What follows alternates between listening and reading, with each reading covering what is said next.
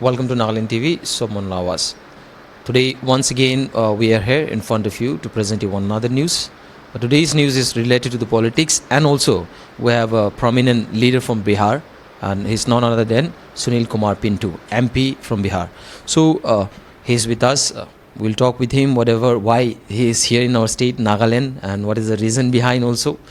Sir, first of all, thank you very much that you have given your time to us, and secondly, welcome to Nagaland. Thank you. And sir, we want to know what is the reason that you have arrived in Nagaland, and is this the first time or you have came earlier also? सबसे पहले Nagaland TV के सभी दर्शकों को मैं बिहार से चलकर आया हूं। Sunil Kumar Pintu, member of parliament, Bihar से हूं। आप सभी को नमस्कार करता हूं। हम सब और हमारे और भी कॉलीग एमपीज़ आने वाले हैं रात तक। 11 अक्टूबर लोकनायक जयप्रकाश जी के जयंती पर यहाँ प्रोग्राम है, जिस प्रोग्राम को अटेंड करने के लिए हमारे बिहार के यशस्वी मुख्यमंत्री माननीय नीतीश कुमार जी भी आ रहे हैं। हम लोग उसी प्रोग्राम के तहत आए हैं। आपको ध्यान में होगा कि जब इमरजेंसी लगी थी तो और इमरजेंसी के बाद अगर देश में किसी ने अगर संघर्ष का बिगुल बजाया था और देश में लोकतंत्र के ऊपर जब इमरजेंसी लगाकर उसको कुचलने की कोशिश की गई थी तो जयप्रकाश नारायण जी के ही आह्वान पर पूरे देश में एक क्रांति आई थी। एक महात्मा गांधी जी ने जब बिहार से ही चंपारण से अंग्रेज़ों को देश छोड़ने के लिए आंदोलन चलाया था और बिहार के जयप्रकाश नारायण जी ने भी कांग्रेस के शासन इमरजेंसी के अत्याचार के विरुद्ध उन्होंने वहाँ से एक बिगुल बजाया था। पुनः आज हम उन्हीं के इस जयंती पर यहाँ दीमापुर में पहुंचकर अपने बिहार के वासियों को जो दीमापुर में रहते हैं और दीमापुर के लोगों से माननीय मुख्यमंत्री जी रूबरू होंगे और उन्हें अपना संबोधन करेंगे। इसी के प्रोग्राम के तहत हम सब आज आपके नागालैंड में आए।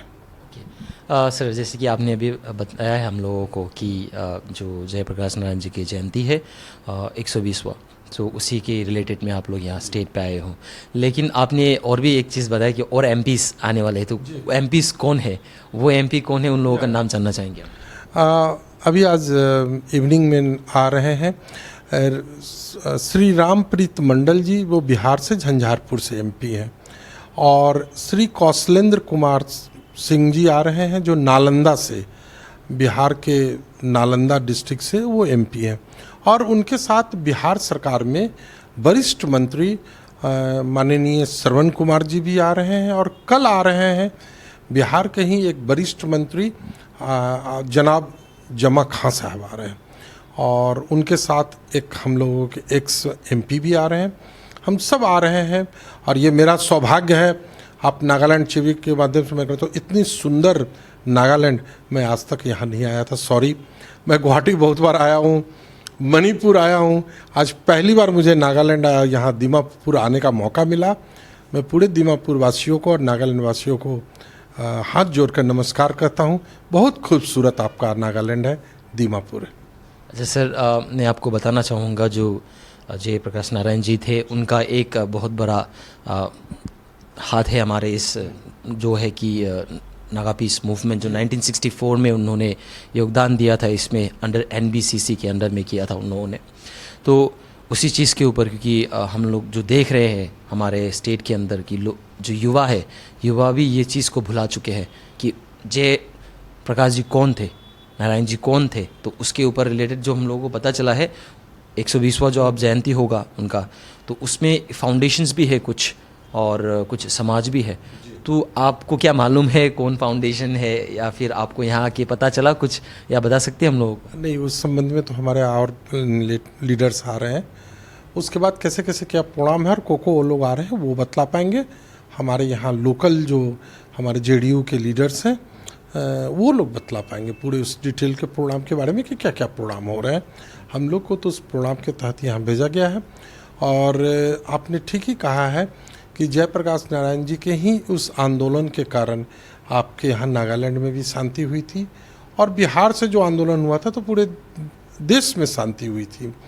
उसी के तहत आज हम सब पुनः उस महान व्यक्ति को याद करने इस उनके ही कर्म भूमि पर हम सब इकट्ठा हो रहे हैं। सर माफ़ कीजिएगा, लेकिन जो जयंती है उसको एक साइड में रखकर हम आपसे ये बात पूछना चाहेंगे कि आप जेडीयू से हो और आप जेडीयू से अब रिप्रेजेंट कर रहे हो और यहाँ के लोकल जो हैं उन लोगों से भी आपने ऑलरेडी पार्टी मेंबर से मिल चुके हो मेरे ख्याल के हिसाब से। तो उसी के ऊपर मैं पूछना चाहूँगा कि चीफ मिनिस्टर साहब जो आ रहे हैं उनके मुख्यमंत्री जी, तो उसमें सवाल भी बहुत खड़ा हो रहा है उसके ऊपर कि ये जयंती के लिए नहीं लेकिन एक राजनीतिक एक है जो जिसके लिए राजनीति करने के लिए आ रहे हैं और सामने ही साल में जो 2023 में हमारे यहाँ में इलेक्शंस होने वाले हैं तो उसके रिलेटेड में है, तो आप इसमें क्या बोलेंगे? नहीं, देखिए, एक तो सबसे पहले मैं आपको ये कहना चाहूँगा, जो पॉलिटिकल व्यक्ति होते हैं और ख़ासकर जो एक मुकाम पर पहुँच चुके होते हैं, जो एक चीफ मिनिस्टर के रूप में आज वो कम से कम 17 साल से लगभग लगातार हैं, तो उनका कहीं भी जाना तो एक राजनीति कोई रूप आप दे सकते हैं, परंतु वो आदमी तो अपने आप को समर्पित कर रखा है जनता की सेवा में। वो आदमी 17 साल से लगातार बिहार के लोगों की सेवा कर रहे हैं। आप पूछ लीजिए यहाँ रहने वाले दीमापुर के रहने वाले बिहारियों से, पहले का बिहार जब वो 17 साल पहले बिहार छोड़कर आए थे और आज के बिहार में क्या अंतर है। तो अब माननीय मुख्यमंत्री है तो जाने के बाद तो स्वाभाविक बात है कि आप 2 क्वेश्चन जरूर कर सकते हैं, परंतु उनका सिर्फ ये है सोच कि हमारे बिहार के लोग वहाँ हैं, जयप्रकाश नारायण जी की कर्मभूमि रही है वो, वहाँ हम चलकर उनको याद करें। इसी बहाने हम अपने बिहारियों से भी मिले और अपने बिहारियों को बिहार के बारे में अधिक से अधिक और बतला सकें।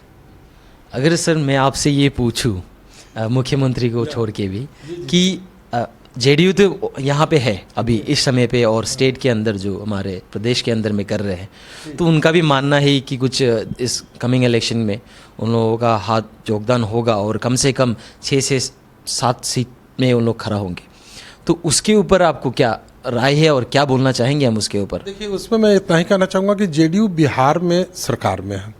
जेडीयू अब राज्य की पार्टी से देश की पार्टी बनने के लिए अपने अन्य राज्यों में भी अपने उम्मीदवार दे रही है, पार्टी का विस्तार कर रही है और हम चुनाव लड़ रहे हैं। जब तक किसी भी क्षेत्रीय पार्टी को अगर राष्ट्रीय पार्टी बनना है तो अन्य राज्यों में भी पार्टी का आपको विस्तार करना होगा और चुनाव लड़ना होगा। हम लोग मणिपुर में भी चुनाव लड़े थे और हमारे वहाँ पर 6 विधायक जीते थे और अरुणाचल में भी हमारे विधायक जीते थे। आने वाले चुनाव में हमारे राष्ट्रीय अध्यक्ष आदरणीय ललन बाबू, माननीय मुख्यमंत्री नीतीश जी ही फैसला करेंगे कि हम सब नागालैंड दीमापुर में कितने सीटों पर लड़ेंगे नहीं लड़ेंगे। ये फैसला लेने का अधिकार हमारे राष्ट्रीय अध्यक्ष और माननीय मुख्यमंत्री जी को। अगर सर और एक बात आपसे मैं पूछना चाहूँगा ज़रूर कि अगर मैं इसमें भी पूछूँ कि हाँ ज़रूर आप लोग जो आपने कहा मुख्यमंत्री जी इसमें देंगे उनका राय कितना सीटों में खड़ा होना है और कितने सीटों में खेलना है इलेक्शन पे, तो अगर जेडीयू भी है स्टेट के अंदर और बिहार में तो रूलिंग पे है और आप लोग चाह रहे हैं कि राष्ट्रीय पार्टी एक बना दें उसको, तो उसके ही रिलेटेड जेडीयू क्या काम करेगी यहाँ का इस स्टेट के लिए, नागालैंड के लिए पार्टिकुलरली, क्योंकि इस स्टेट को लेना हाथ में करना या फिर राजनीति करना आप चलाना स्टेट को इतना आसान तो हमें भी नहीं लगता है कि कोई आगे चला लेगा, तो उसके ऊपर आप क्या बोलेंगे? उस पर मैं इतना ही कहना चाहूँगा कि आपके चैनल के माध्यम से दीमापुर के और इस चैनल को सुनने वाले सभी लोगों को सब बात आज ही आप न मत जाने, माननीय मुख्यमंत्री जी जो आ रहे हैं वहाँ आए और उनकी सभा में उनसे सुने कि वो यहाँ के लिए क्या करना चाहते हैं।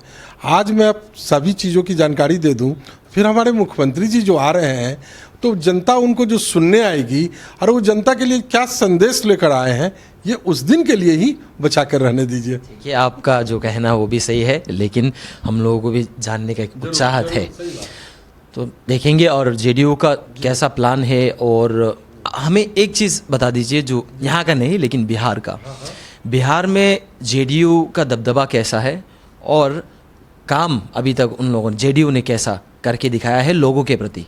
देखिए, जेडीयू का बिहार के अंदर में पूरी तरह सरकार है, वो सरकार बहुमत से चल रही है और माननीय मुख्यमंत्री जी की बहुत सारी योजनाओं को अन्य राज्यों ने उसको एडप्ट किया, जैसे साइकिल योजना, पोशाक योजना बच्चियों को देने का, ये अन्य राज्यों ने बिहार से देखकर किया। बिहार का ये एक हमारे मुख्यमंत्री जी की सोच थी, हर घर बिजली, जिसे बाद में भारत सरकार ने भी एडप्ट किया, प्लस हमारे बिहार के माननीय मुख्यमंत्री का था जल नल योजना। हर घर को नल से जोड़कर योजना आज भारत सरकार के भी एजेंडे में वो आई है। तो बिहार जो सोचता है, देश नेक्स्ट जो सोचता है, बिहार का अनुसरण करने की कोशिश करता है। हमारे माननीय मुख्यमंत्री जी के किए गए कार्यों को अन्य राज्य भी अपने राज्यों में लागू करना चाहते हैं।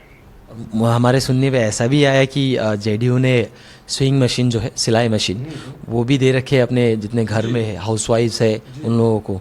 तो उसका प्लान कैसा है, किसने किया, जेडीयू ने किया या फिर हमारे मुख्यमंत्री जी की सोच? ये सब हमारे मुख्यमंत्री जी की सोच है। माननीय मुख्यमंत्री जी ने ही पहला राज्य है बिहार जहां महिलाओं को 50% का रिजर्वेशन दिया। आज वहां जनप्रतिनिधि में 50% महिला चुनकर आती है। ये रिजर्वेशन अगर किसी ने हिंदुस्तान में दिया तो पहले मुख्यमंत्री जी ने बिहार में दिया। आज हमारे बिहार में महिला पुलिस में भी बहाली हो, चाहे किसी भी डिपार्टमेंट में बहाली हो, महिलाओं को उन्होंने बराबरी का दर्जा देकर महिलाओं को आगे बढ़ाने का काम किया। आज बिहार के माताएं और बहनें कहती हैं कि अगर किसी ने हमें पहचाना, किसी ने हमें अपना स्वाभिमान दिया तो माननीय मुख्यमंत्री नीतीश कुमार जी ने दिया। आपने अभी जैसे कि बताया कि वुमेन रिजर्वेशन के बारे में, इस पे अगर हम आए तो नागालैंड में भी इस तरह का प्रॉब्लम सबसे बड़ा एक मुद्दा है यहाँ पे वुमेन रिजर्वेशन को लेके, क्योंकि असेंबली में आज तक हमारे स्टेट के अंदर में कोई अगर ज़्यादा गया है तो वो मर्द है, लेकिन वुमेन को उस तरह का राइट नहीं दिया गया। और रिसेंटली हम लोगों ने देखा कि बीजेपी ने एक एमपी अपनी तरफ से खड़ा किया और उनको भेजा लोकसभा में। तो उसके ऊपर आप लोग कुछ सोच रहे हो कि नागालैंड में अगर हमारे पार्टी आती है और उसके ऊपर वुमेन रिजर्वेशन के ऊपर में कैसा राय होगा उसके ऊपर? मैंने तो आपको बताया कि माननीय मुख्यमंत्री जी का वुमेन रिजर्वेशन पर बहुत ज़्यादा फोकस है।